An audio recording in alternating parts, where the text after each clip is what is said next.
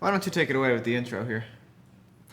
So I think what the plan is to watch the video and to discuss CNN's coverage of coronavirus at our hotbed at Northeast Georgia Medical Center. Okay, yes. Hotbed of death. Hotbed, the bed of death. The bed is lava, really. It's The bed and the floor is lava. Yeah. Yes, so CNN was in the hospital. Let's start here. How did you hear that there was a CNN reporter in the hospital to cover? So it was pretty funny because rumors started flying around that CNN was on the 4th floor. Okay. This is what I heard. I was working primarily on the 3rd floor. In fact, I only had one patient on the 4th floor. And I hear that CNN's on the 4th floor. And then later on, my partner, Dr. Thompson, comes down and says, they asked me to be on CNN. I don't want to be on CNN. That sounds like him. Will you come up and talk to the people on CNN? To which I was like, yeah. Are you asking me if I'll talk to CNN? Yes, I'll talk to CNN. I mean, yeah, you're a little nervous, but who doesn't want to take an opportunity to talk to CNN? Right. Hey, you checking out my hair? You feel like... I am checking out your hair. We both got haircuts today. Your hair looks slick is the thing. Kind of looks a little bit like, the wider hairs kind of just look like fishing line right now. Kind of like an Anderson Cooper look, which is a great transition. Boom. So you were on Anderson Cooper, actually. This was a segment at Anderson Cooper's show. It was, yeah. So let's go ahead and start watching. It's exhausting. It has pushed me to my limits. It has shown me that I'm a lot stronger than I thought I was. Just when you think that we might be getting ahead of this thing, That's my man it's Greg going to there come back from Gary, maybe. and we're starting all over again. Wait, you don't know what his name is? Yeah, I forgot.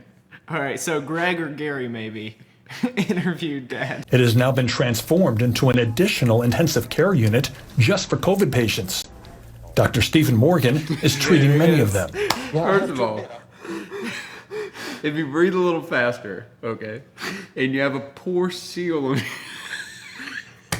Your mask doesn't look incredibly well sealed because your face shield is a little bit fogged up. Yeah, so things aren't going great. Yeah, so basically this is the equivalent of like, you have to give a presentation in front of the class and you like, well no, because your friend wouldn't do it. Okay, so it's your friend's presentation, but you're taking over. And now yeah. you've like dropped the note cards with the foggy mask. You've been on CNN before, right? I didn't know this before this one happened. Yeah. What's the story of that one? Yeah, that's when I graduated from college. I was on CNN because the guy next to me was this genius kid that graduated in like 3 years with like 3 degrees, okay? And I was the guy next to him alphabetically acting like an idiot, right? And so they do this promo on CNN. Like my family drives me home. We got the moving truck, and I get home. My brother says, "Steven's on CNN." I'm like, "What are you talking about?" And so all they do is this promo, and they have this promo that's like 19-year-old genius, you know, and all he can see is me, and I'm like, yes. Yeah, I have to admit, I thought we were probably in the clear. You know, I think a lot of us did. What's your explanation for the intense country accent? And I don't know. It's hard to say. I don't know why I went country on it. I didn't really realize that I was doing it. Sometimes I do.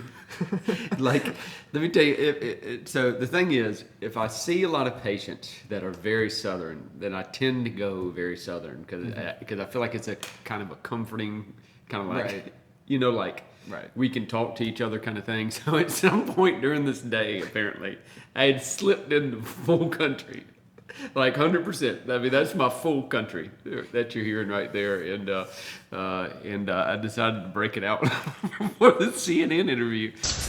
Dr. Morgan says the rising COVID numbers make the job more difficult, more fatiguing.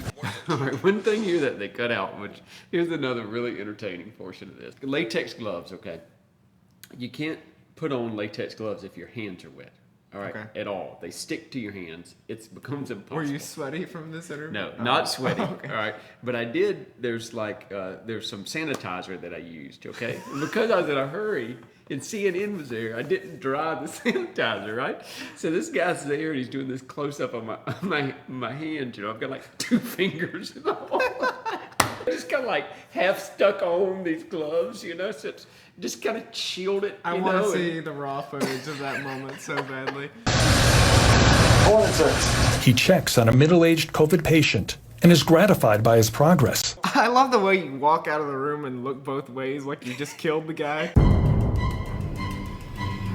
after you come out of the room and you've hidden the body and everything, they switch to this weird, creepy angle. A real strong guy. Got started out on some remdesivir as soon as he came to the hospital. Knowing film stuff, that's like a power shot, though. That's where you put the camera when you're trying to make your subject look powerful or intimidating. Yeah, I don't know if it worked or not. This patient has been here for 2 days. There's a lot of concern, obviously, for anybody in the COVID unit. Gary. It's Gary. His Gary. name is Gary. That's my man. Gary Touchman.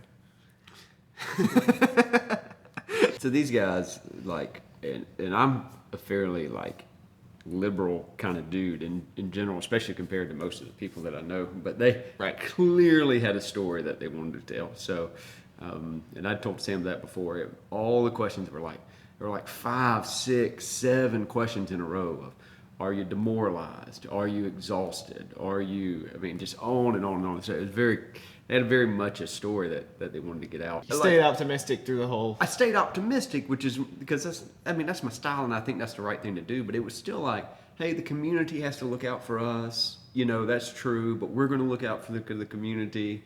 You know, and some things like that. And so I had some stuff I thought were some, you know, that you say and you think that's a pretty good line. You know what I mean? Like that's there. Like that's going to make it. But instead, yeah, I gotta admit, I thought we were in the clear. In conclusion, kind of a slanted interview, you'd say, towards trying to get a certain response out of you. Definitely a slanted interview. Which, by the way, any network coming in to interview anybody, they've got a certain story to tell.